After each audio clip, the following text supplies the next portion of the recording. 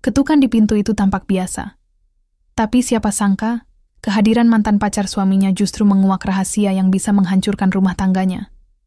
Jika semua hanya permintaan tolong, kenapa ada ancaman yang mengikuti?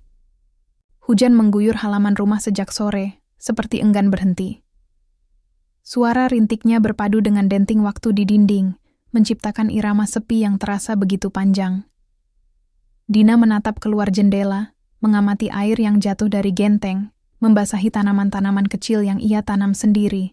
Malam itu hatinya entah kenapa terasa gelisah, padahal tak ada alasan yang jelas. Di dalam rumah, aroma masakan hangat masih tersisa di udara. Meja makan sudah dibereskan. Raka, suaminya, duduk di sofa sambil memainkan ponselnya. Sementara televisi menyala dengan volume pelan, hanya jadi pelengkap kesunyian yang menggantung. Dina berjalan pelan ke arah rak buku, mengambil kain lap dan membersihkan debu yang sebenarnya tak terlalu terlihat. Tangannya bergerak, tapi pikirannya entah kemana. Ia melirik Raka beberapa kali. Ada sesuatu yang aneh belakangan ini. Bukan perlakuan yang mencurigakan, bukan juga perubahan drastis, tapi lebih kepada perasaan yang hanya bisa dirasakan istri, bahwa sesuatu sedang disembunyikan. Tiba-tiba, tok, tok, tok, ketukan di pintu terdengar jelas, membuat jantung Dina berdegup sedikit lebih cepat dari biasanya. Ia menoleh pada Raka yang langsung menegakkan punggung, seperti terkejut. Tak, ada yang bicara. Ketukan itu terdengar lagi. Tok, tok. Dina menghela napas, berjalan menuju pintu sambil mengusap tangannya pada celana panjang yang ia kenakan. Ia tak menyangka siapapun akan datang malam-malam begini. Saat pintu dibuka, dunianya terasa sedikit bergeser. Sore, sapa perempuan itu, tersenyum ringan. Rambutnya terurai basah, wajahnya cantik, tak bisa disangkal.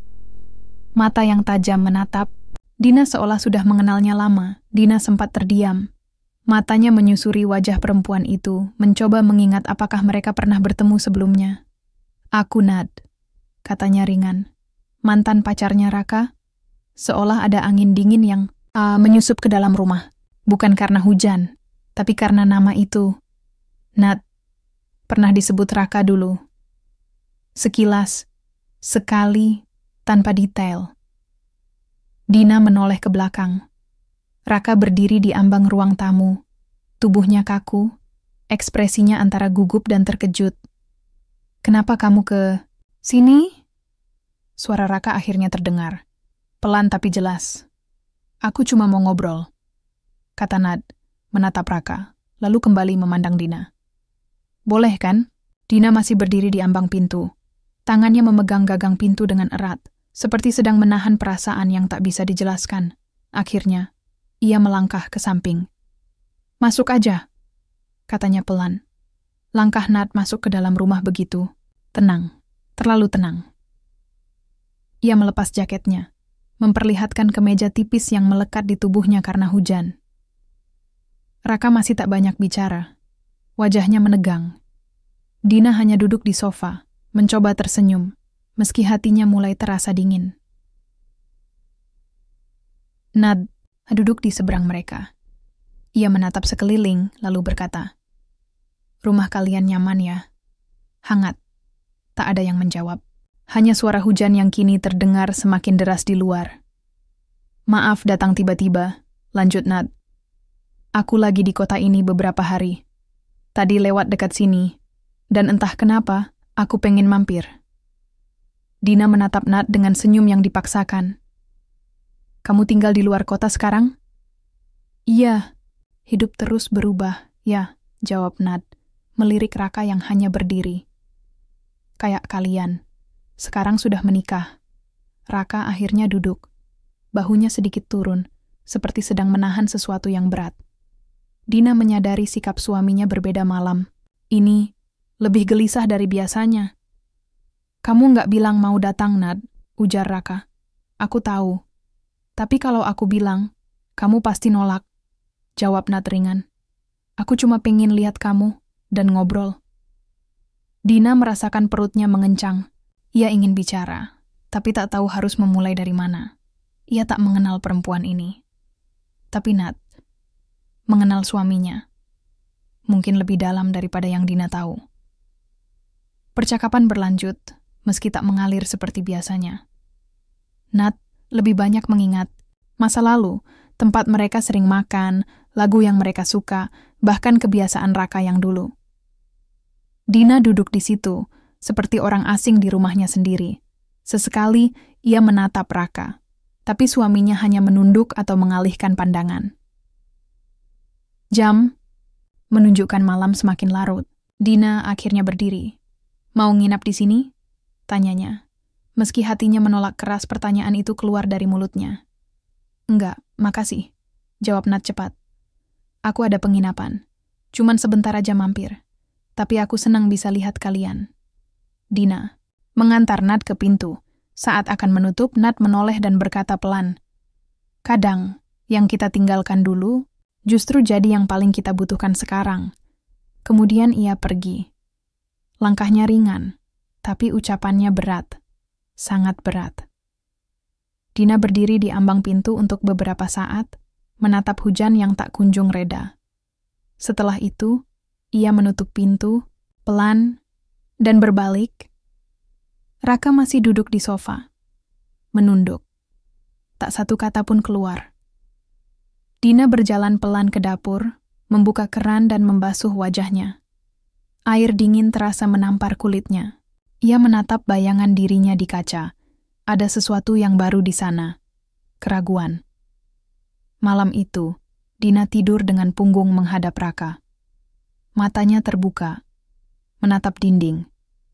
Dan dalam diam, ia tahu, malam ini adalah awal dari sesuatu yang tidak akan sederhana. Langit pagi tampak pucat. Matahari belum sepenuhnya menampakkan sinarnya, seolah enggan muncul setelah malam yang mengguncang. Dina membuka mata perlahan, tubuhnya masih kaku, pikirannya belum sepenuhnya kembali dari mimpi buruk yang sebenarnya nyata, kedatangan Nat, mantan kekasih suaminya, yang membawa senyum manis tapi menyisakan luka tanpa bentuk. Raka masih tertidur di sebelahnya, atau setidaknya berpura-pura tidur. Nafasnya teratur, tapi tubuhnya tidak bergerak sama sekali. Dina tahu kebiasaan suaminya. Jika benar-benar tertidur, napasnya kadang disertai suara kecil, dan ia akan sedikit membalik badan. Tapi kali ini, terlalu diam. Dina tak berkata apa-apa. Ia bangkit, berjalan ke kamar mandi tanpa menoleh. Air yang menyentuh wajahnya tak mampu meredam pikiran yang mulai kacau. Ia mencoba tenang, menyisir rambutnya pelan sambil mengamati bayangan wajahnya di cermin. Ada sembab di mata, sisa ketegangan semalam. Di dapur, Dina menyiapkan sarapan seperti biasa. Tangannya bekerja otomatis, menggoreng telur, merebus air, menyiapkan 2 cangkir teh. Semua berjalan seperti rutinitas, tapi dadanya terasa berat. Ketika Raka muncul di ambang pintu dapur, Dina sudah duduk. Ia tak menatap langsung. Raka hanya mengangguk kecil dan duduk di seberang. Beberapa menit berlalu tanpa satupun kata terucap. Yang terdengar hanya denting sendok di piring dan suara dari radio kecil di sudut meja. "Maaf," kata Raka tiba-tiba. Dina berhenti mengaduk tehnya. Matanya tetap menatap ke dalam cangkir. "Aku nggak tahu Nat bakal datang," lanjutnya. "Aku juga nggak ngerti maksud dia," Dina mendesah pelan. "Tapi dia tahu alamat kita." Raka mengangguk kecil. "Mungkin dari teman lama." Jawaban itu tak memuaskan. Dina menatap Raka kali ini. Matanya tenang, tapi tajam. "Kamu masih sering kontak dia?" Raka menggeleng cepat. "Enggak, cuman waktu itu pernah. Ya, ngobrol bentar di media sosial. Enggak lebih. Dan dari situ dia tahu kamu tinggal di sini?" Suara Dina mulai bergetar. "Lalu datang seenaknya, ngomong di depan aku kalau dia mantan kamu, dan kamu cuma diam?" Raka menunduk. "Aku juga kaget, Din. Beneran." Dina tak ingin berdebat. Lebih jauh. Ia tahu, jika ia terus memaksa, mungkin hanya akan melukai dirinya sendiri. Tapi hatinya tak bisa begitu saja percaya. Ada sesuatu di balik sorot mata Raka yang membuatnya tak nyaman. Bukan sekadar keterkejutan, tapi rasa bersalah. Hari itu berjalan lambat. Dina memilih tetap di rumah, membereskan lemari dan menyortir pakaian yang sudah lama tak dipakai. Ia mencoba mengalihkan pikiran dengan pekerjaan rumah tangga, tapi bayangan Nat terus menari di kepala. Saat membuka laci paling bawah, Dina menemukan album foto lama. Ia mengambilnya, duduk di lantai, dan membuka satu persatu halaman. Senyum Raka. Di foto-foto pernikahan mereka tampak bahagia. Tapi kini, Dina tak yakin apakah senyum itu masih ada untuknya. Ia mengambil ponselnya dan membuka media sosial, mengetik nama Nadira di kolom pencarian, lalu menelusuri profil yang muncul. Ia menemukannya dengan mudah. Foto profil Nat masih sama seperti wajah yang datang malam tadi. Dina mulai menggulir ke bawah, memperhatikan unggahan demi unggahan. Di antara foto-foto pemandangan dan makanan, ia menemukan satu gambar yang membuat dadanya sesak. Nat dan Raka berdiri di depan sebuah restoran tertawa. Captionnya ringan. Dulu, hanya kita yang mengerti. Dina mencoba tetap tenang. Ia klik tanggal unggahan itu. Tak terlalu lama. Beberapa pekan yang lalu. Tangannya gemetar.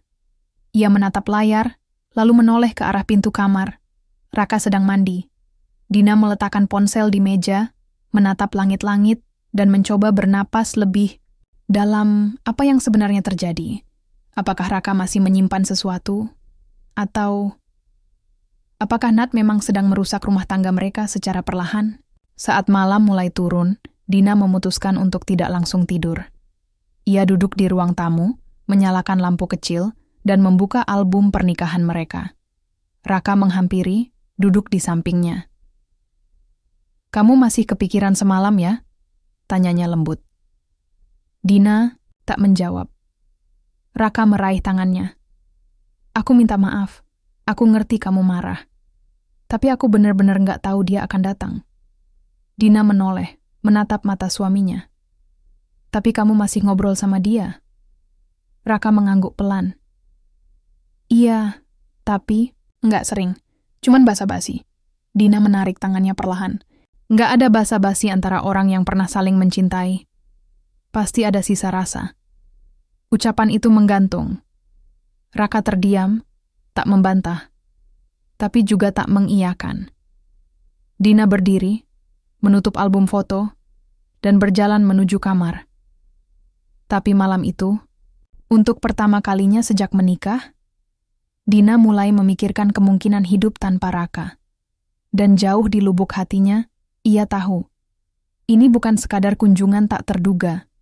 Ini adalah awal dari sesuatu yang mungkin akan menghancurkan lebih dari sekadar kepercayaan.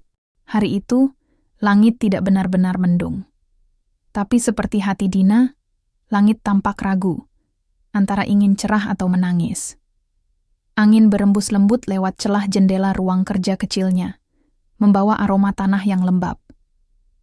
Dina duduk di depan laptop, mencoba fokus menyelesaikan laporan kerja lepas yang sempat tertunda. Namun pikirannya justru mengembara pada wajah Nat dan sorot mata Raka yang masih menyisakan bayangan sejak malam itu. Hatinya tak tenang. Ia mencoba mengabaikan segala prasangka, tapi rasa itu terus merayap. Bukan karena dirinya cemburu, bukan pula karena kurang percaya, tapi karena naluri sebagai istri menyadarkan bahwa ada yang tak beres. Telepon rumah berdering pelan. Dina bangkit, berjalan ke arah meja sudut, lalu mengangkatnya. "Halo? Dina, ini aku, Mita." Suara sahabatnya terdengar riang. Dina menarik napas lega. "Ya ampun, Mit. Tumben nelpon. Lagi kangen, dan dengar-dengar dari grup, kamu kedatangan tamu istimewa ya kemarin malam." Mita terkikik pelan. Dina terdiam sejenak. "Dari siapa kamu tahu?" "Dari Santi. Dia lihat mobil Nat parkir dekat komplek. Kamu tahu kan, si Santi itu penganut aliran tetangga adalah CCTV terbaik," kata Mita, mencoba mencairkan suasana. Dina menghela napas. "Ya, dia datang." Mita tak tertawa lagi. Suaranya berubah serius. "Kamu nggak apa-apa?" Dina menatap lantai. "Belum tahu, Mit, tapi aku rasa ada sesuatu yang Raka sembunyikan. Dan Nat, dia nggak sekadar nostalgia." Mita diam, lalu berkata pelan, Kamu mau aku cari tahu? Aku punya teman yang dulu kerja bareng Nat. Bisa tanya-tanya secara halus. Dina sempat ragu. Tapi kemudian ia berkata, "Tolong, Mit. Aku cuma nggak mau menuduh tanpa tahu pasti." Setelah menutup telepon, Dina merasa sedikit lega. Setidaknya ada seseorang yang mau berdiri di sisinya. Tapi rasa penasaran itu terus mengganggu. Beberapa hari kemudian, Dina melihat perubahan kecil pada Raka. Ia sering keluar rumah dengan alasan ada proyek mendadak, tapi tanpa penjelasan detail. Ponselnya juga selalu dalam mode senyap, bahkan saat di rumah. Hal-hal kecil yang dulu tidak berarti, kini jadi teka-teki. Satu siang, saat gerimis turun ringan, Dina memutuskan pergi ke tempat kerja Raka. Bukan untuk menginterogasi, tapi sekadar memastikan. Ia membawa kotak makan berisi lauk kesukaan suaminya, dengan alasan ingin memberi kejutan. Namun sesampainya di kantor, ia tidak menemukan Raka. "Pak Raka?" "Tadi pagi sempat datang sebentar, Bu," kata resepsionis. Setelah itu katanya mau ketemu klien. Tapi beliau nggak bilang kemana. Dina mengangguk pelan. Ia keluar dari kantor itu dengan perasaan yang tak bisa dijelaskan. Hujan mulai membasahi ujung kerudungnya. Ia tak peduli. Dalam perjalanan pulang, ia melewati sebuah kafe kecil di pojok jalan. Di sana, matanya menangkap sosok yang sangat ia kenal. Raka duduk di dalam, bersama Nat. Tangan Dina mencengkeram setir dengan kuat. Dadanya seolah diremas. Ia memarkir mobil di seberang jalan, menatap dari kejauhan. Mereka duduk cukup dekat. Nat tertawa sambil memegang lengan Raka. Gerakan kecil, tapi terlalu akrab. Dina menatap keduanya tanpa berkedip. Ia ingin masuk, ingin bertanya langsung. Tapi kakinya tak mampu melangkah. Ia hanya duduk, membiarkan hujan membasahi kaca mobil dan menghapus sebagian pandangannya. Setelah cukup lama, ia akhirnya pulang tanpa berkata apa-apa. Sesampainya di rumah, Dina meletakkan kotak makan di meja. Ia duduk di lantai, memeluk lututnya. Air mata turun satu persatu. Bukan karena pengkhianatan yang nyata, tapi karena kepercayaan yang mulai hancur. Beberapa jam kemudian, Raka pulang. Ia membawa plastik berisi makanan, tersenyum seolah tak ada yang terjadi. "Maaf, hari ini nggak bisa makan bareng. Tadi aku sempat keluar kota, tapi jalanan macet banget," katanya sambil meletakkan makanan di meja. Dina hanya menatapnya. "Diam." "Dina?" "Raka." Suaranya berat. "Kamu masih sayang sama aku?" Pertanyaan itu menggantung. Raka terlihat terkejut, lalu berkata, "Tentu. Kenapa nanya kayak gitu?" Dina bangkit berdiri. "Karena kamu mulai pandai berbohong." Raka diam. Nafasnya terdengar lebih cepat. Dina berjalan ke arah kamar. Tapi sebelum masuk, ia berkata pelan. Hati perempuan itu tahu, bahkan sebelum bukti datang. Malam itu, tak ada perdebatan. Tapi justru itulah yang menakutkan. Diamnya terlalu keras dan sunyinya menyimpan badai yang belum pecah. Dina menatap langit-langit kamar dari ranjang dengan dada yang penuh pertanyaan. Apakah ini hanya nostalgia yang tersesat? Atau awal dari kehancuran yang sudah lama direncanakan? Pagi datang dengan langit yang kelabu. Tak ada kicau burung yang biasanya menenangkan hati. Tak ada aroma roti panggang yang menyambut di meja makan. Semuanya terasa hampa. Seperti ruang di antara Dina dan Raka yang semakin luas, semakin dingin. Raka bersikap seperti biasa. Ia tersenyum, membuat kopi, bahkan mencium kening Dina sebelum pergi. Tapi semua itu seperti naskah yang dihafalkan, tanpa rasa, tanpa makna. Dina hanya berdiri mematung di depan jendela, menatap punggung Raka yang menjauh. Ia ingin berteriak, ingin memaksa suaminya jujur, tapi sesuatu di dalam dirinya menahan. Mungkin karena ia masih berharap semua ini hanyalah kesalahpahaman. Atau mungkin karena ia belum siap mendengar kenyataan. Siang itu, Mita datang, membawa secangkir semangat dan segepok kebenaran. Aku udah dapat info, katanya sambil meletakkan ponselnya di atas meja. Dina menatap layar yang menyala. Foto itu jelas dan menyakitkan. Nat dan Raka bukan hanya bertemu sekali. Mereka terlihat di beberapa tempat berbeda. Kafe, taman, bahkan satu restoran yang terkenal sebagai tempat perayaan ulang tahun atau anniversary. Di salah satu foto, Nat menyentuh pipi Raka dengan lembut, seperti seseorang yang tak pernah benar-benar melepaskan. Jadi, bukan cuma sekali mereka ketemu, kata Mita pelan. Dina menggenggam ujung bajunya erat-erat. Kenapa dia nggak? Jujur, Mit, kalau dia memang butuh waktu untuk bantu Nat, aku bisa mengerti. Tapi kenapa sembunyi-sembunyi? Mita tak bisa menjawab. Ia hanya memegang tangan sahabatnya, mencoba menjadi tembok saat Dina merasa runtuh. Di malam yang sama, Raka pulang lebih larut dari biasanya. Wajahnya lelah, tapi masih menyisakan senyum. "Kamu belum tidur?" tanyanya sambil meletakkan tas. Dina menggeleng. Ia duduk di sofa, menatap suaminya lama. "Kita bisa bicara?" Raka mengangguk dan duduk di sebelahnya.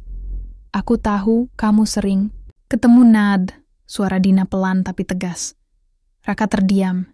Ia tidak membantah. "Kenapa kamu nggak bilang dari awal?" Dina melanjutkan. Raka menarik napas panjang.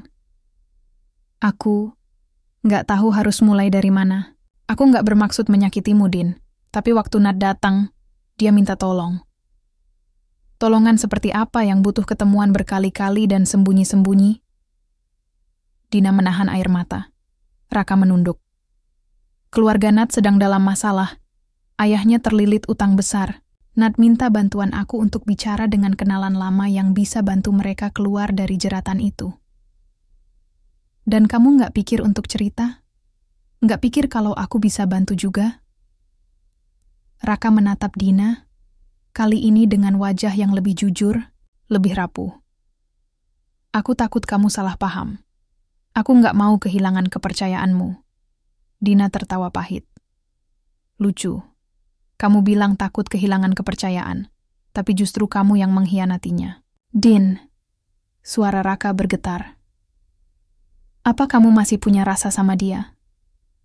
Pertanyaan itu menggantung lama di antara mereka. Raka tak langsung menjawab.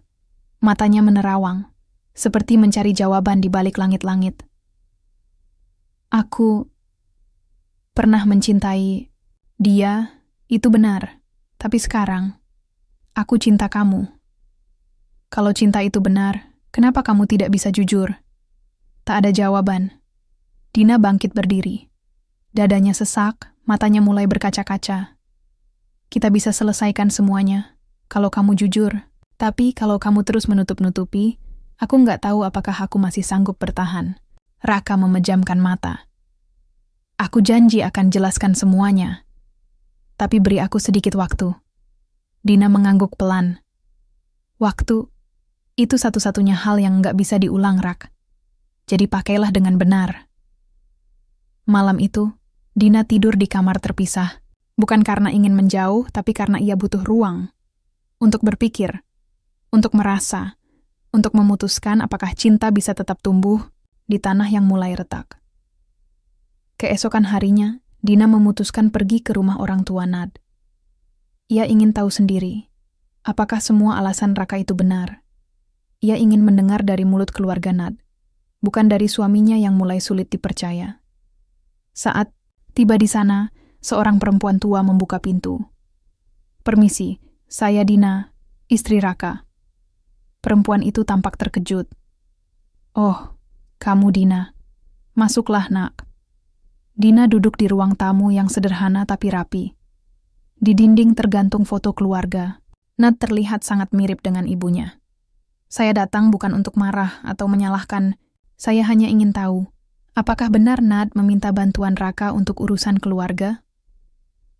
Wajah sang ibu berubah sendu. "Ya, benar. Kami sedang dalam kesulitan.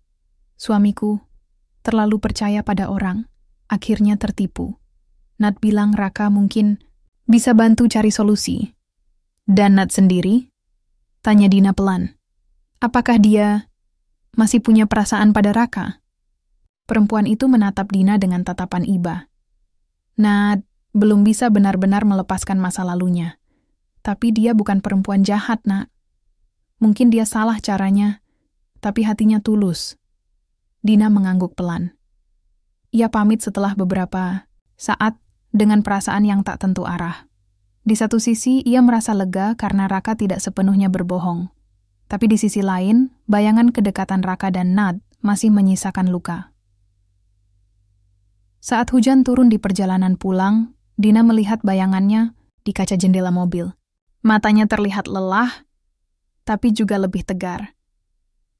Ia sadar, cermin tak pernah bohong, dan jika dirinya sudah mulai kehilangan senyum karena seseorang, maka mungkin orang itu juga sudah mulai kehilangan makna di hatinya. Dina memandangi cermin kamarnya dalam diam. Matanya tak menangis, tapi sorotnya nyaris tak bersisa. Seseorang yang mencintai terlalu dalam, biasanya akan terluka lebih dalam pula. Dan luka yang paling perih, bukan dari pisau, melainkan dari orang yang kita percaya sepenuh hati. Malam sebelumnya, Raka belum banyak bicara.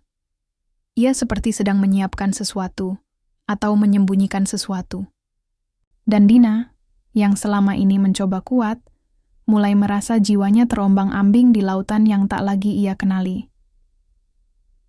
Pagi itu, Mita datang lagi, membawa kabar yang membuat jantung Dina seolah berhenti berdetak. Din, kamu harus siap dengar ini. Dina menatap Mita, penuh tanya. Aku dapat pesan dari temanku. Ternyata, Nat gak hanya minta bantuan soal utang keluarga.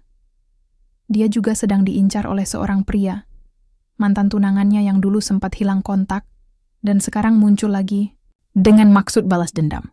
Dina mengernyit. Maksudnya, mantan itu tahu Nat dekat dengan Raka lagi. Dan katanya, Nat sedang menjaga Raka agar nggak jadi sasaran. Karena dulu, Raka pernah mengacaukan rencana pertunangan mereka, walau nggak disengaja. Dina terdiam lama. Tangannya gemetar, tapi ia paksa untuk tetap tegak. Jadi, Raka bukan hanya menolong, tapi dia sedang dipakai Nat sebagai tameng. Mita menatapnya dengan iba. Sepertinya begitu. Hari mulai gelap saat Dina menyusuri. Halaman rumah Nat diam-diam. Entah keberanian itu datang dari mana, tapi ia ingin memastikan segalanya. Tanpa perantara, tanpa dusta. Ia bersembunyi di balik pagar tetangga, menyaksikan Nad keluar dari rumah. Tak lama, sebuah mobil hitam berhenti tak jauh dari sana. Dari dalamnya turun seorang pria berjaket gelap, wajahnya keras dan sorot matanya tajam.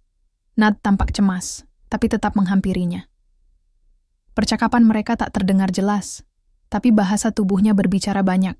Pria itu menunjuk-nunjuk dengan kasar, sementara Nad sesekali menahan air mata. Dina merasakan napasnya tercekat. Beberapa menit kemudian, pria itu kembali ke mobil dan pergi.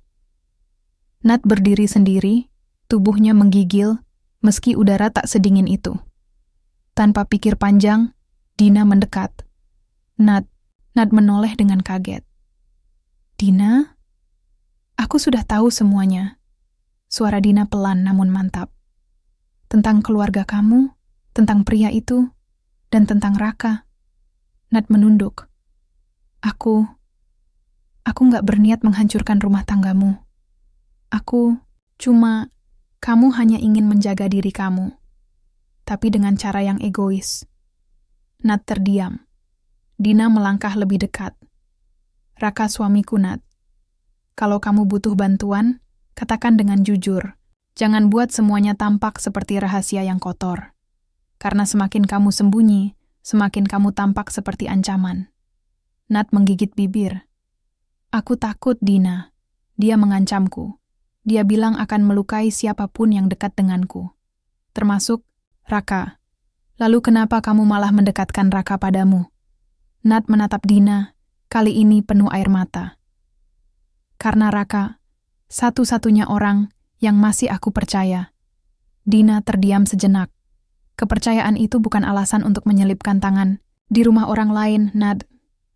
Malam itu, Dina dan Raka duduk di ruang tengah tanpa lampu utama. Hanya cahaya dari lampu meja yang temaram, cukup untuk menerangi keheningan yang mulai berat. Aku tahu semuanya, kata Dina tanpa nada tinggi. Tentang Nad, tentang pria itu, tentang semua alasan kamu. Raka menunduk, jemarinya saling menggenggam erat. Aku nggak pernah berniat menyakitimu, Din. Tapi kamu tetap menyakitiku. Dengan pilihan-pilihanmu yang salah. Aku nggak tahu harus apa saat Nad datang. Aku takut kalau dia kenapa-kenapa, dan aku bisa bantu. Tapi aku juga takut kamu salah paham. Dina menatap Raka, matanya dalam dan dingin. Aku salah paham karena kamu memberikan ruang untuk itu. Raka diam. Ia ingin menyentuh tangan Dina, tapi ragu. Jarak itu terlalu nyata sekarang. Dina, katanya lirih. Apa kamu masih mau bertahan sama aku? Pertanyaan itu menusuk. Dina menunduk, menahan air mata yang hampir jatuh. Bertahan, bukan sekadar kuat, Rak, tapi juga tentang kejujuran, tentang dihargai, tentang diperjuangkan. Raka menunduk, lalu berkata pelan. Berikan aku satu kesempatan lagi. Aku akan temui pria itu. Aku akan selesaikan semuanya, tanpa harus membuat kamu menunggu dalam gelap. Dina mengangguk pelan, tapi tak menjawab apapun. Beberapa hari kemudian, Raka pergi lebih pagi dari biasanya. Ia tak bilang kemana, hanya meninggalkan pesan singkat di meja. Hari ini aku akan menyelesaikan semuanya. Aku ingin kita kembali utuh, Din. Doakan aku pulang dengan damai. Namun malam itu, Raka tak juga kembali. Ponselnya tak aktif. Kantor bilang ia tak datang. Nad juga tak tahu keberadaannya. Dina berdiri di depan jendela. Hujan mengguyur halaman dengan deras. Tubuhnya menggigil. Kali ini bukan karena cuaca, tapi karena firasat yang tak bisa ia abaikan. Dalam hatinya, ia tahu. Jejak yang ditinggalkan. Raka hari itu bukan sekadar tentang Nad, tapi tentang dirinya juga. Tentang keputusan besar yang akan mengubah arah hidup mereka selamanya. Dan untuk pertama kalinya, Dina benar-benar takut kehilangan. Waktu terasa sangat lambat ketika yang ditunggu tak kunjung datang. Jam di dinding berdetak pelan namun menyiksa. Dina duduk di ruang tamu, menatap pintu rumah seperti berharap Raka akan muncul kapan saja, membawa jawaban, membawa kelegaan. Tapi, yang datang hanya keheningan. Dan kekhawatiran yang kian membusuk di dada. Ponsel Raka masih tidak bisa dihubungi. Dina sudah mencoba menghubungi rumah sakit, kantor, bahkan beberapa teman lama Raka. Semua memberikan jawaban yang sama. Mereka tidak tahu di mana Raka berada, termasuk Nad. Kalau sampai terjadi sesuatu sama dia, aku nggak akan pernah bisa maafin diriku sendiri. Bisik Dina lirih, entah kepada siapa. Ia menyandarkan kepala di sandaran sofa. Ingatannya mengalir begitu saja. Tentang awal perkenalan mereka. Tentang Raka yang dulu begitu hangat, begitu ringan dalam mencintai. Tentang janji-janji yang pernah dibisikkan di pelataran masjid. Dan tentang mimpi-mimpi yang mereka rangkai bersama setelah akad. Tapi kini, semua seperti serpihan kaca. Terpencar tak utuh. Malam semakin pekat ketika akhirnya ponsel Dina berdering, bukan dari Raka, tapi dari nomor tak dikenal. Halo? Bu Dina? Suara berat di seberang sana, sedikit terputus-putus oleh angin. Malam. Kami dari Polsek. Suami ibu ditemukan di pinggir jalan utama arah selatan. Ada sedikit luka di pelipis dan memar di bahu. Tapi dia sadar. Kami bawa ke rumah sakit terdekat. Dunia seolah berhenti sesaat. Dina menahan napas, menggenggam. Ponsel erat-erat seakan nyawanya tertinggal di ujung kalimat barusan. Apa dia baik-baik saja? Suaranya gemetar. Sudah kami tangani. Tapi sebaiknya ibu segera ke sini. Dina tiba di rumah sakit dengan tubuh yang nyaris roboh karena cemas. Begitu melihat Raka terbaring dengan perban di kepalanya, ia langsung menahan air mata yang mendesak keluar. Raka membuka mata perlahan, Pandangannya kabur, tapi ia tahu Dina ada di sana. Din, gumamnya lemah. Dina menggenggam tangan suaminya dengan erat. Kenapa kamu bisa sampai seperti ini, Rak? Raka terdiam sejenak, lalu berkata pelan. Dia menyerangku, Din. Pria, itu mantan Nat. Aku datang ke tempat yang dia tentukan. Aku pikir kami akan bicara, mencari jalan keluar. Tapi dia langsung memukul. Dia bilang aku perusak hidupnya. Dina mengepalkan rahang. Kamu kenapa nggak ajak polisi dari awal? Aku pikir aku bisa atasi sendiri. Aku cuma pengen urusan ini selesai tanpa melibatkan siapapun. Termasuk aku? Raka menatap istrinya. Ada penyesalan yang sangat dalam di sorot matanya. Aku terlalu bodoh. Dina menggigit bibirnya. Emosi bercampur aduk di dada, antara marah, lega, dan sedih. Rak, kita ini pasangan. Bukan dua orang asing yang hidup berdampingan. Kenapa kamu pikir harus menyelesaikan semuanya sendiri? Raka menggenggam tangan Dina lebih erat. Karena aku takut kehilanganmu.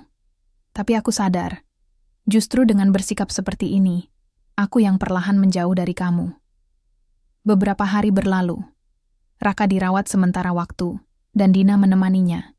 Hubungan mereka perlahan mulai menghangat kembali, meski masih diselimuti awan tipis yang belum benar-benar pergi. Nad datang suatu siang, membawa buah dan wajah bersalah. Aku minta maaf, Din. Rak, ucapnya lirih. Aku seharusnya nggak melibatkan kalian sejauh ini. Dina menatap perempuan itu lama, sebelum akhirnya mengangguk. Aku bisa maafkan kamu, Nat. Tapi kamu harus tahu, aku nggak akan tinggal diam kalau seseorang menyakiti suamiku lagi. Nat menunduk. Aku akan urus semuanya. Pria itu akan aku laporkan sendiri. Aku udah cukup menyiksa kalian. Raka ikut. Bicara. Nat, hidup kamu tanggung jawabmu. Jangan gantungkan semuanya pada orang lain. Apalagi sampai membahayakan orang-orang yang kamu bilang kamu peduli. Nad mengangguk pelan, lalu pamit dengan mata yang masih berkaca-kaca. Setelah kepergian, Nad, Dina, dan Raka duduk berdua di ruang rawat. Tak banyak kata-kata, hanya tangan yang saling menggenggam, hanya pelukan singkat yang lebih berarti dari 1000 penjelasan. Terima kasih karena nggak menyerah sama aku, bisik Raka. Dina menatap mata suaminya. Aku bertahan bukan karena aku lemah, tapi karena aku tahu. Cinta nggak selalu tentang bahagia. Kadang, cinta adalah tentang siapa yang tetap tinggal saat badai datang. Raka menarik napas pelan. Kalau langit bisa bicara, aku akan minta maaf sama dia karena sudah membuatmu menangis. Dina tersenyum tipis. Langit nggak perlu dengar, Rak. Yang perlu kamu lakukan adalah membuatku tersenyum lagi. Dan di ruangan putih itu, di tengah luka yang belum sembuh sepenuhnya, mereka memulai lagi. Dengan hati yang lebih jujur. Dengan cinta yang tak lagi diukur dari kesempurnaan, melainkan dari kemauan untuk saling memperbaiki.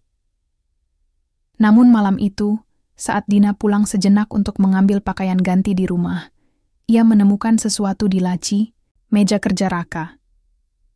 Sebuah catatan kecil, ditulis dengan tangan Raka. Isi tulisan itu tak panjang, hanya kalimat sederhana yang membuat jantung Dina berdegup 2 kali lebih kencang. Jika sesuatu terjadi padaku, katakan pada Dina bahwa aku sangat mencintainya. Dan aku menyesal karena tidak jujur sejak awal. Dina menggenggam catatan itu. Untuk pertama kalinya, ia menyadari mungkin ada lebih banyak yang belum ia ketahui. Mungkin kebenaran belum selesai diungkapkan. Dan langit, yang tampak mulai cerah hari ini, bisa saja kembali kelabu esok pagi. Malam itu, Dina tak bisa tidur. Kepalanya penuh tanda tanya, hatinya tak tenang. Catatan kecil dari Raka yang ia temukan sore tadi terus menghantui pikirannya. Kalimat terakhir, aku menyesal karena tidak jujur sejak awal, mengalir deras, seperti racun dalam pembuluh darahnya. Selama ini, Dina sudah melalui banyak luka. Ia bersabar, Ia bertahan. Tapi jika ternyata masih ada satu rahasia besar yang belum dibuka, lantas, untuk apa ia selama ini menahan diri dari menyerah? Pagi-pagi, sekali Dina kembali ke rumah sakit. Wajah Raka tampak lebih segar, meski masih lemah. "Aku temukan ini," ujar Dina, tanpa basa-basi, sambil menyodorkan kertas kecil itu. Raka terdiam. Ia menatap catatan itu sejenak, lalu menghela napas. "Kamu baca?" "Ya." Dina duduk di kursi, tepi ranjang, kedua tangannya mengepal. "Aku perlu tahu, Rak. Apa yang kamu sembunyikan dariku selama ini? Apa maksud tulisan itu?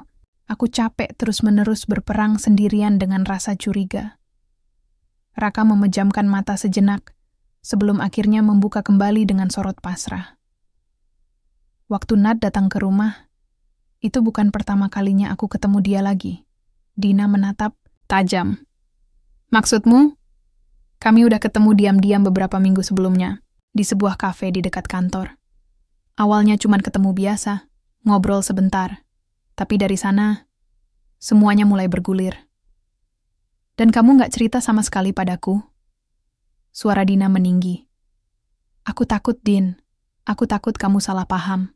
Padahal, saat itu aku cuma berniat bantu dia. Kalau niatmu benar, kenapa harus diam-diam?" Raka tak langsung menjawab. Sorot matanya redup, seperti seseorang yang tahu ia baru saja kehilangan sesuatu yang berharga karena terlalu lama memegangnya dengan genggaman palsu. Karena saat itu, Nad bilang, "Dia masih menyimpan rasa. Dan aku takut kamu tahu dan merasa aku kembali membuka hati." Dina berdiri, matanya merah, bukan karena tangisan, tapi karena harga dirinya yang diinjak oleh orang yang justru seharusnya melindungi. "Kamu lebih memilih menyembunyikan semuanya hanya karena takut aku terluka? Padahal kenyataannya, semua kebohongan kamu, itu jauh lebih menyakitkan." "Aku tahu, aku salah," suara Raka mulai bergetar. "Tapi Din, aku bersumpah, aku nggak pernah punya niat untuk kembali ke masa lalu. Aku cuma ingin menolong Nad karena dia sempat menyelamatkan adik perempuanku waktu dulu." Dina tersentak. "Adikmu?" Raka mengangguk. "Kamu belum pernah tahu ini. Waktu adikku hilang, di luar kota beberapa tahun lalu, Nadlah yang menolongnya, membawanya ke rumah sakit, dan menjaga sampai aku datang. Aku berutang budi. Aku terjebak rasa tanggung jawab itu, Din. Jadi semua ini karena kamu merasa berutang?" "Awalnya begitu. Tapi lama-lama aku sadar. Aku terlalu larut. Aku membiarkan rasa kasihan dan rasa bersalah mengambil tempat yang seharusnya jadi milikmu." Dina duduk kembali, tubuhnya gemetar menahan emosi. "Kamu tahu, Rak, aku bukan perempuan sempurna. Tapi aku selalu berusaha jadi rumah untukmu. Dan kamu malah menyimpan serpihan masa lalu yang seharusnya dikubur, bukan diselamatkan." Raka menunduk. "Aku sadar semua ini kesalahanku. Dan aku terima kalau kamu marah, kecewa, bahkan ingin pergi." Dina menatap keluar jendela. Matahari bersinar, tapi tak terasa hangat. Hatinya terasa beku. "Pergi," ucapnya pelan. "Aku bukan perempuan lemah, Raka. Aku nggak akan pergi sebelum kamu jujur sejujur-jujurnya. Karena kalau kamu masih simpan sesuatu setelah ini, jangan harap aku masih akan duduk di sini besok pagi." Raka mengangguk pelan. "Ada satu hal lagi." Dina menoleh dengan sorot tajam. Raka menghela napas dalam. "Waktu Nad bilang dia sedang dikejar, aku sempat memberinya tempat untuk bersembunyi. Di rumah kontrakan lama yang dulu pernah aku sewa sebelum menikah. Aku belum cerita ini ke siapa-siapa. Kamu sembunyikan perempuan lain di rumah tanpa sepengetahuanku? Bukan untuk apa-apa, Din. Hanya untuk sementara. Supaya dia nggak terus diikuti. Tapi setelah itu, aku sadar betapa bodohnya aku." Dina terdiam. Nafasnya naik turun tak teratur. Ia nyaris tak percaya dengan apa yang didengarnya. Kepalanya berat, dadanya sesak. Tapi ia masih di sana, masih duduk, masih mencoba memahami suami yang kini seperti sosok asing di hadapannya. "Aku capek, Rak," ucapnya lirih. "Terlalu banyak luka yang kamu tumpuk satu persatu. Dan aku tetap berharap, tetap percaya, padahal kamu sendiri udah lama nggak jujur." Raka mengulurkan tangan, tapi Dina menepisnya. "Beri aku waktu," ujarnya dingin. "Aku nggak tahu apakah aku masih sanggup memperjuangkan sesuatu yang terus-menerus menyakiti hatiku." Ia bangkit, melangkah keluar dari kamar rumah sakit tanpa menoleh sedikit pun. Di dalam mobil, Dina menangis sejadi-jadinya. Tak ada lagi yang bisa ia tahan. Segala kekuatan yang selama ini ia genggam akhirnya runtuh. Rasa percaya yang ia bangun, perlahan, kini retak. Bukan karena orang ketiga, tapi karena kebohongan suaminya sendiri. Tak ada pengkhianatan yang lebih menyakitkan daripada dikhianati oleh orang yang paling dipercaya. Dan Dina tahu, jika hari ini adalah akhirnya, itu bukan karena ia menyerah, tapi karena ia memilih menyelamatkan dirinya dari luka yang lebih dalam. Namun sebelum ia bisa memutuskan apapun, sebuah pesan masuk ke ponselnya. Dari nomor tak dikenal, isinya hanya satu kalimat. "Jika kamu masih ingin tahu seluruh kebenaran, datanglah ke rumah kontrakan di ujung Jalan Mawar malam ini." Dina menatap pesan itu dengan dada berdegup kencang. Rumah kontrakan? Apakah masih ada rahasia lain yang belum terungkap? Dan siapakah yang mengirim pesan itu? Langit sore mulai mendung, dan Dina tahu malam ini mungkin akan menjadi malam yang paling menentukan arah hidupnya selanjutnya. Langit mulai menggelap ketika Dina menginjakkan kaki di depan rumah kontrakan yang disebut dalam pesan. Udara dingin menusuk kulit, membuat setiap langkahnya terasa berat dan ragu.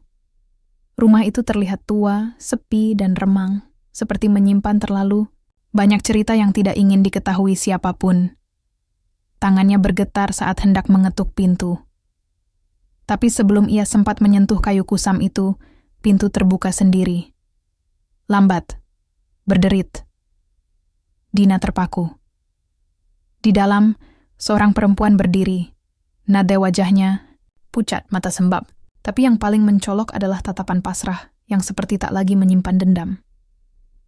"Kamu datang juga," gumam Nat lirih, seolah tak percaya. Dina menguatkan hatinya. "Kenapa kamu kirim pesan itu?" Nat mempersilahkan Dina masuk. Di dalam rumah itu hanya ada 2 kursi plastik tua, 1 meja kecil, dan segelas air yang belum tersentuh. Dindingnya lembab, dan bau tanah basah menyelinap masuk dari celah lantai. "Aku tahu kamu marah, tapi malam ini kamu berhak tahu semua," ujar Nad, menunduk. Dina berdiri tegak, jantungnya berdetak keras. Mulai bicara, "Aku udah cukup main tebak-tebakan." Nat menarik napas panjang. "Aku nggak cuma datang ke hidup kalian untuk minta tolong. Aku datang karena ada seseorang yang mengancam aku dan Raka." "Siapa?" Nat terdiam, lalu membuka tas kecil di samping kursi. Ia mengeluarkan beberapa lembar kertas. Foto, bukti transfer, cuplikan pesan. Semua berkaitan dengan Raka. Dina mengernyit. Apa ini?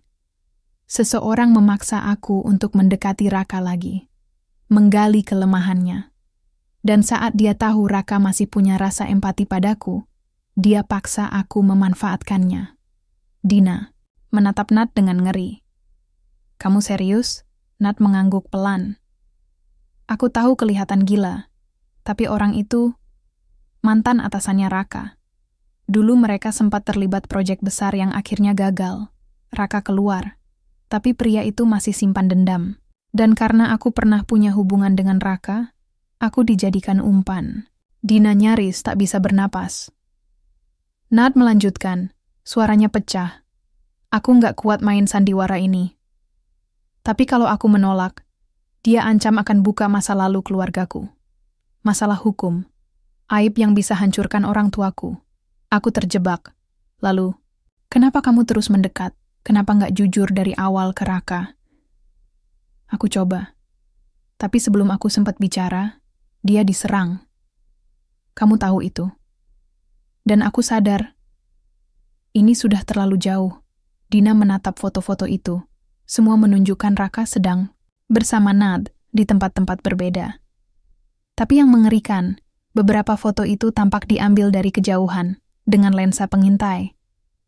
Artinya, ada yang mengawasi mereka. Orang itu bisa sekejam itu? Tanya Dina nyaris tak terdengar. Nad mengangguk. Dia nggak main-main. Bahkan aku yakin serangan ke Raka itu direncanakan untuk menghancurkan reputasinya. Dina menutup mulutnya, tubuhnya gemetar. Kenapa kamu cerita semua ini ke aku? Sekarang? Karena aku nggak bisa tidur setiap malam tahu aku menyakiti orang yang nggak bersalah. Dan aku tahu, kamu satu-satunya yang bisa bantu dia sekarang. Raka harus tahu siapa musuh sebenarnya. Dan kamu masih orang yang paling dia percaya. Dina terduduk. Dunia seperti berputar di kepalanya.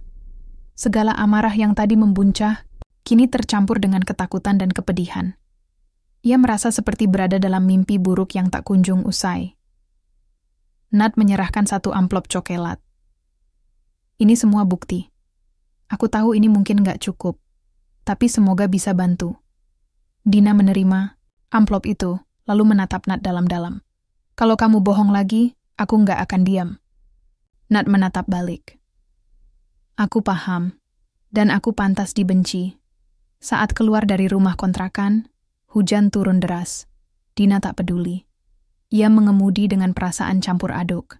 Setiap tetes hujan seakan mewakili luka yang semakin dalam, tapi juga membasuh sebagian prasangka. Sesampainya di rumah sakit, Raka masih tertidur. Dina duduk di sisi tempat tidur, memandangi wajah suaminya. Ia membuka amplop itu perlahan, melihat isi yang ditunjukkan Nad. Semua cocok. Semua terhubung. Termasuk nama seorang pria yang tertera di beberapa dokumen. Daniel Priambodo. Nama itu sempat disebut Raka di awal pernikahan mereka. Seorang rekan kerja yang dulu merusak proyek besar dengan tindakan curang, lalu menyalahkan Raka agar bisa cuci tangan. Dina meremas kertas itu. Kini semua mulai masuk akal. Tapi yang lebih menghantam hatinya bukanlah fakta bahwa suaminya terperangkap dalam jebakan orang lain, melainkan kenyataan bahwa Raka memilih menanggung semuanya sendiri, bahkan rela dibenci oleh istrinya sendiri. Keesokan pagi, Raka membuka mata dan mendapati Dina duduk di sampingnya. "Din?" gumamnya. Dina tak menjawab. Ia hanya menyodorkan amplop itu ke pangkuan suaminya. Dari Nad. Raka membaca dengan lemah, matanya memerah. Setelah beberapa lembar, ia memejamkan mata. "Maaf, aku harusnya cerita semuanya." Dina menyentuh tangannya. "Kita udah terlalu jauh untuk terus berputar dalam kebohongan, Rak." Raka mengangguk. "Aku akan hadapi semuanya. Termasuk Daniel." Dina mengangguk pelan. "Dan aku akan di sampingmu, kalau kamu benar-benar ingin bersih." Mata mereka bertemu. Tidak ada janji, tidak ada pelukan. Hanya tatapan yang cukup dalam untuk mengatakan, "Kita mulai dari sini." Namun sebelum mereka bisa bicara lebih jauh, seorang suster masuk tergesa-gesa. Wajahnya panik. "Pak Raka, Bu Dina, barusan kami dapat laporan. Ada orang asing mencoba masuk ke ruangan ini semalam. Tapi dia lari saat kami hampiri." Dina dan Raka saling pandang. Senyap. Tegang. Dina tahu. Ini belum selesai. Mereka belum benar-benar aman. Dan musuh mereka belum menyerah. Ruangan itu sunyi. Hanya suara mesin pemantau detak jantung Raka yang terdengar perlahan. Tapi di balik kesunyian itu, Dina tahu. Ada sesuatu yang sedang mengintai mereka. Kata-kata suster semalam terus menggema di telinga. Ada orang asing mencoba masuk. Bukan sekadar kebetulan, bukan pencuri, tapi jelas seseorang yang mengincar Raka. Seseorang yang ingin menyelesaikan apa yang gagal ia lakukan. Pagi itu, Dina tidak pergi ke kantor. Ia memilih tinggal di rumah sakit. mendampingi Raka yang masih belum kuat untuk berdiri sendiri. Namun di balik semua itu, ia juga diam-diam menghubungi seseorang. Seseorang dari masa lalunya. Bukan teman, bukan kerabat, tapi seseorang yang dulu pernah ia tolak bantuannya karena gengsi. Kenji, penyelidik swasta yang dulu bekerja di bidang keamanan perusahaan. Aku butuh bantu kamu. Ini bukan cuma soal pengkhianatan rumah tangga. Ini soal nyawa, ucap Dina melalui telepon. Kenji tidak banyak bertanya. Kirimkan semua dokumen yang kamu punya. Aku akan telusuri. Tapi kamu juga harus hati-hati. Orang seperti Daniel nggak main-main. Sementara itu, Raka mulai menceritakan lebih banyak pada Dina. Tentang bagaimana Daniel dulu memanipulasi laporan keuangan proyek yang mereka kerjakan bersama. Saat semuanya terbongkar, Daniel lebih dulu melaporkan Raka sebagai kambing hitam. Reputasi Raka rusak.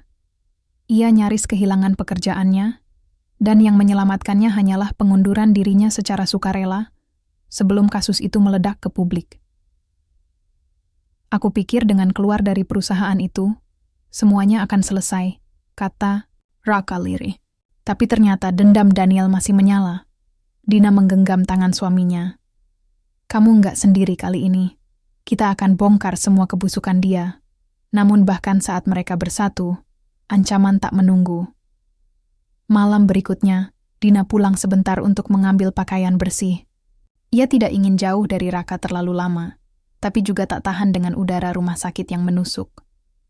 Saat ia membuka pintu rumah, ada yang aneh. Lampu teras menyala, padahal ia yakin sudah mematikannya sebelum pergi.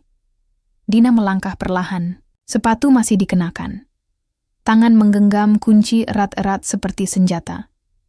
Siapapun kamu, lebih baik keluar sekarang. Teriaknya dari pintu.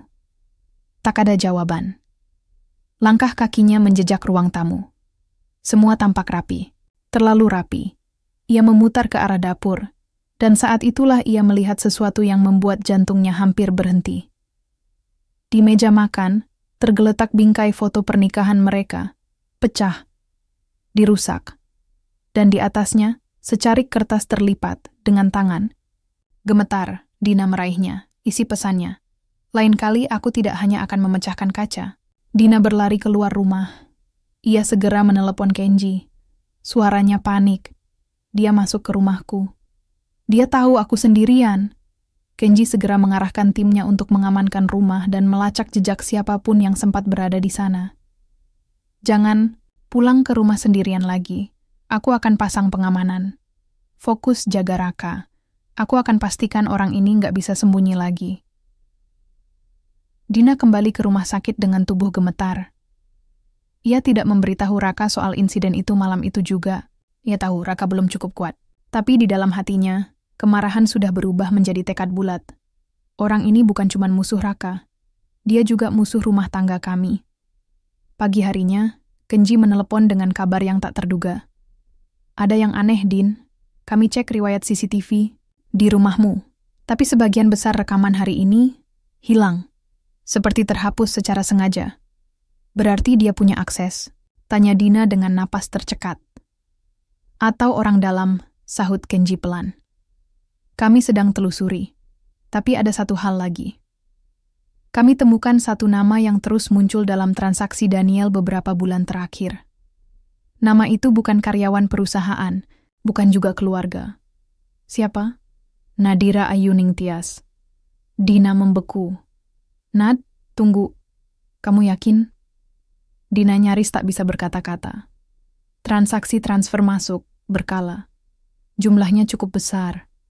Kalau ini bukan bayaran, aku nggak tahu apa lagi. Dina merasa seluruh tubuhnya runtuh. Nafasnya tersengal. Jadi semua kebohongan lagi? Mungkin. Atau Nad ada di tengah. Diancam dua sisi. Kita belum tahu. Tapi aku sarankan kamu jangan percaya siapapun penuh, sampai ini selesai. Dina menatap Raka yang sedang tertidur. Tangannya mengusap pelan dahi suaminya. Dalam hatinya, Dina hancur.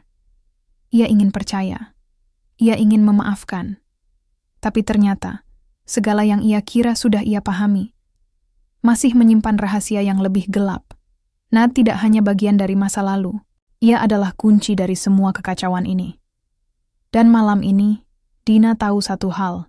Kalau ingin menyelamatkan hidupnya, pernikahannya, dan masa depannya, ia harus bertemu Nad sekali lagi. Kali ini bukan untuk bertanya, bukan untuk memohon, tapi untuk menuntut kebenaran, seluruhnya. Hujan turun deras ketika Dina berdiri di depan rumah kecil yang terletak di ujung gang sempit. Rumah yang sama seperti sebelumnya, tempat pertemuan pertamanya dengan Nad yang membawa begitu banyak jawaban, sekaligus luka. Namun kali ini, Dina datang bukan untuk mengiba, melainkan menuntut kebenaran yang sebenarnya. Ketukan pertamanya tidak langsung direspons. Tapi pada ketukan ketiga, pintu terbuka perlahan. Nad berdiri di baliknya, terlihat jauh lebih lelah dan berantakan dari terakhir kali Dina melihatnya. "Aku sudah tahu," ujar Dina dingin. Nad diam. "Aku tahu soal transaksi itu. Aku tahu kamu masih berhubungan dengan Daniel." Ekspresi Nad tidak membela, tidak juga mengelak. Ia hanya melangkah mundur, mempersilakan Dina masuk tanpa sepatah kata pun. "Kenapa?" tanya Dina langsung. Matanya bergetar. "Setelah semua yang kamu ceritakan, kamu masih bohong. Kamu pura-pura jadi korban, padahal kamu bagian dari semuanya." Nad duduk perlahan, matanya menatap kosong. "Aku nggak bohong, seluruhnya," katanya akhirnya. "Tapi aku juga nggak sepenuhnya jujur. Dan itu dosa yang paling aku sesali." Dina mengerutkan dahi, napasnya berat. "Aku memang terima uang dari Daniel. Tapi bukan karena aku kerja sama. Awalnya, itu bayaran untuk diam. Aku tahu rencananya. Dia takut aku buka suara soal proyek lama kalian, soal sabotase itu. Dia tahu aku pernah dekat dengan Raka, dan dia kira aku tahu semua." Nad menunduk, menahan tangis. Tapi saat Daniel tahu aku masih punya akses ke Raka, dia paksa aku untuk dekat lagi. Dia bilang, kalau aku nggak nurut, dia bakal hancurkan keluargaku. Dia punya dokumen masa lalu ayahku, kasus lama yang nggak pernah diselesaikan. Aku takut, Din. Aku beneran takut. Dina tetap berdiri. Tak bergeming. Aku coba lari. Tapi aku nggak bisa. Dia terlalu kuat, terlalu licik. Bahkan saat aku berusaha bantu Raka keluar dari semuanya, dia tetap awasi aku. Semua gerak-gerikku. "Kenapa kamu nggak jujur dari awal?" desis Dina. "Karena kamu istri Raka. Kamu berhak tahu semua. Tapi aku tahu, kalau aku bicara jujur dari awal, kamu nggak akan percaya. Aku bukan siapa-siapa buat kalian. Dan aku pernah jadi luka dalam hubungan kalian. Siapa yang akan percaya sama mantan pacar suami sendiri?" Air mata Nad akhirnya jatuh. Tapi kali ini, Dina tidak tergerak untuk menghibur. Ia hanya berkata, "Kalau kamu masih punya sisa keberanian, buktikan. Temui Daniel, rekam pengakuannya. Aku akan bantu lapor ke polisi. Tapi kamu harus ikut turun tangan. Kamu harus bersihkan semua kekacauan yang kamu ikut ciptakan." Nad mengangguk perlahan. 2 hari kemudian, dengan bantuan Kenji dan timnya, sebuah skenario disusun. Nad pura-pura meminta pertemuan terakhir dengan Daniel, mengaku ingin keluar dari semuanya. Daniel, licik tapi percaya diri, menyanggupi. Ia tidak tahu bahwa ada alat perekam tersembunyi dalam tas Nad, dan tim Kenji memantau dari jauh. Pertemuan itu berlangsung panas. Daniel, yang sebelumnya begitu licin, akhirnya menunjukkan wajah aslinya. "Kalau kamu buka suara, Nad, kamu tahu sendiri akibatnya. Bukan cuman kamu, tapi keluarga kamu, Raka, bahkan istri kecilmu itu, Dina, nggak akan aman." Dan kalimat itulah yang akhirnya menjatuhkannya. Rekaman itu cukup kuat untuk menjadi bukti awal. Ditambah dokumen dan transfer dana yang telah dikumpulkan oleh Kenji, semuanya dibawa ke pihak berwenang. Beberapa minggu kemudian, Daniel ditangkap. Beritanya tersebar luas, menyebutkan tentang konspirasi bisnis, sabotase, dan ancaman terhadap nyawa orang lain. Raka akhirnya bisa membersihkan namanya.